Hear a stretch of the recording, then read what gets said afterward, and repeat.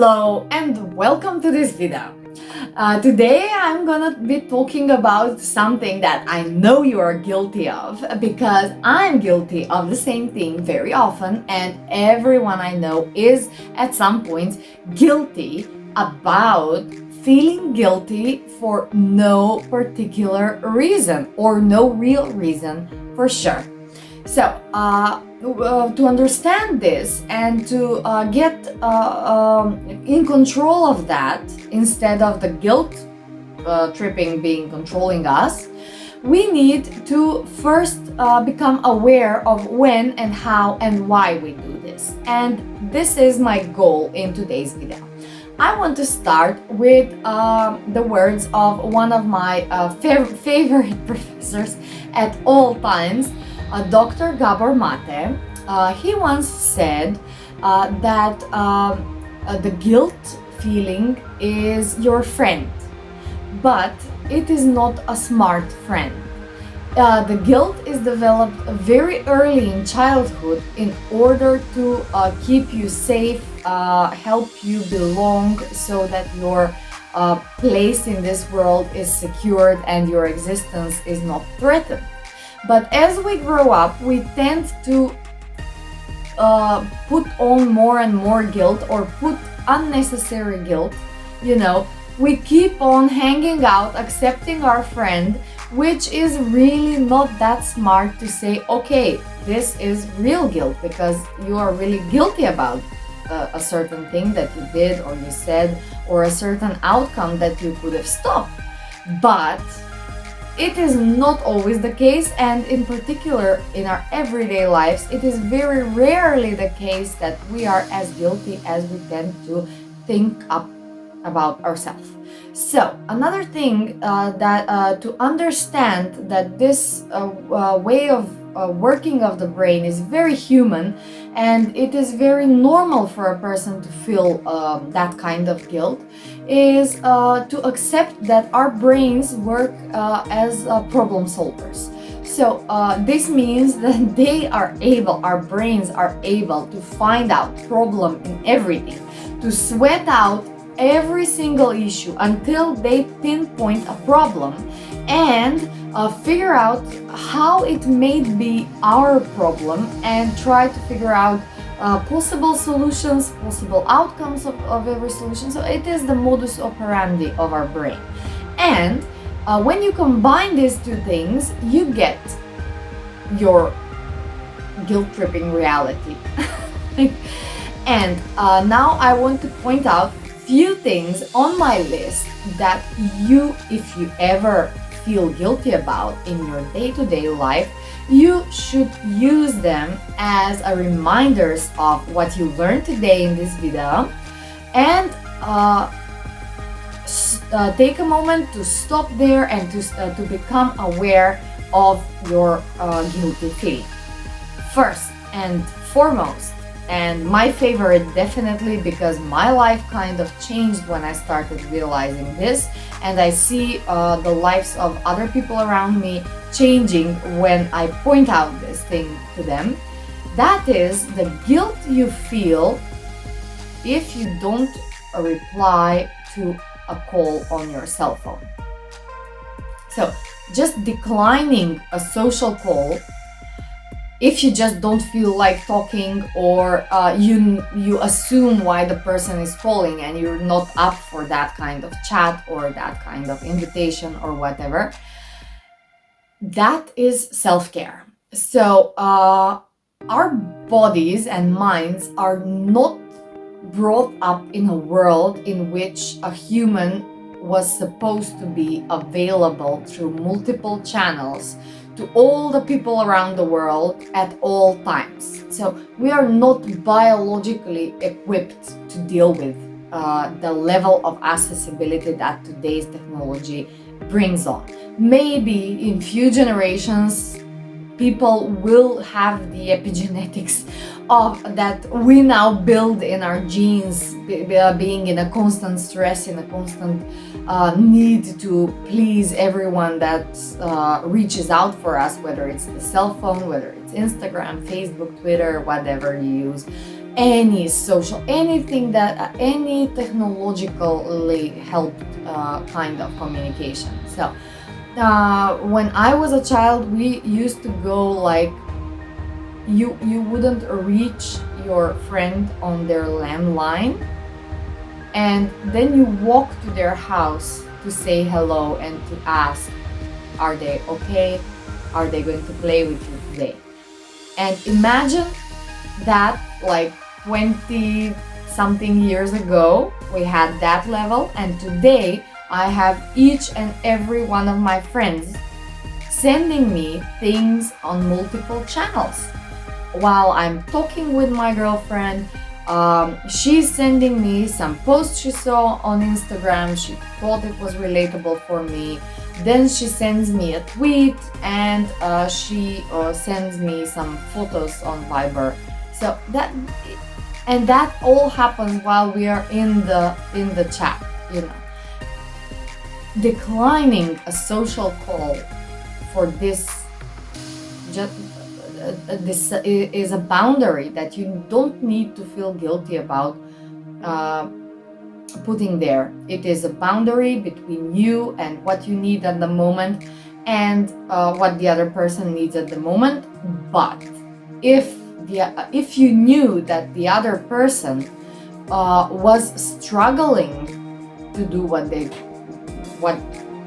what you would like them to do in a conversation, you would be stopping the conversation there, right?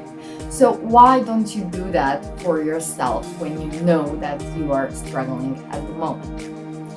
Do not feel guilty, and when you see the phone ringing, just say, okay, is this my dumb guilt friend just telling me that I need to accept this because I will be loved and cherished and have friends and connections and I won't die alone? Because I won't die alone if I just skip this call. And that is what I want you to do. Okay, next thing is feeling guilty about not living up to someone else's expectations. This is a hard one because usually when we say this, we think of the expectations of our parents that might have implications on our work choices, love life choices, family choices, any kind of major choices in the life. But it is a tricky one because our parents or our family are just a big part, but just a part of our life. And then we have expectations from outside external sources like friends and peer expectations. So if all of our friends drive cars, we may feel like we're left out. If all of our friends have college degrees and we decide to not go for college, we may feel pressured. If all our friends are getting married or getting divorced or having babies or not having babies, we might feel pressured to live up to the expectations, to their standards of life. It is also tricky because sometimes you might be expected from your surroundings, from your colleagues, your friends in the same generation, family in older and younger than you, and so on. You may feel in these circles pressured to live down to their expectations. So sometimes if you're successful and you're coming from a poor family, you might feel estranged because you're not living down to their standards. Or if your friends are not able to get a partner, or not able to go to college, and you are the one that will break that pattern, you might feel guilty about that. So this is very important because it is about your life choices that dictate your life quality, and you need not to give up on the opportunities that you've had and everything you worked for and everything you learned in life that makes who you are and brings you up to this level, to this opportunity right now, just to live down to someone else's standards. And another thing which personally I find myself very guilty about, that is taking the time to rest. So when we were young, we might felt very bored to rest, and our bodies might have been very able to resist the urge to rest and to switch it and go on and on and on. But this is a thing that happens in the childish and teen years, and then once you reach your 20s, mid-20s, then this ability to move on, to keep on going with a very hard pace while you're not well rested kind of declines. And it is similar with having an illness and not being able to, keep on going, ignoring the symptoms, or having a hangover and keep on going because you took your party time the other day, and now this is the price you have to pay. So each one of these aspects gets only worse and worse with age. So if you are at the moment not feeling like you deserve rest, or that you really need the rest, think twice. Just be aware in the moment when you say, what I'm gonna do. Am I going to sit here, finish this, go there, do this task, do this chore or something, or just wind down a bit and you choose to do whatever else except for winding down, because that feels like a waste of time. At that moment, just stop and try to consciously think about whether you're feeling guilty about wasting your time there. What is more important than your rest? This is the next step. You want the first time when you notice that you feel guilty for contemplating to take a rest.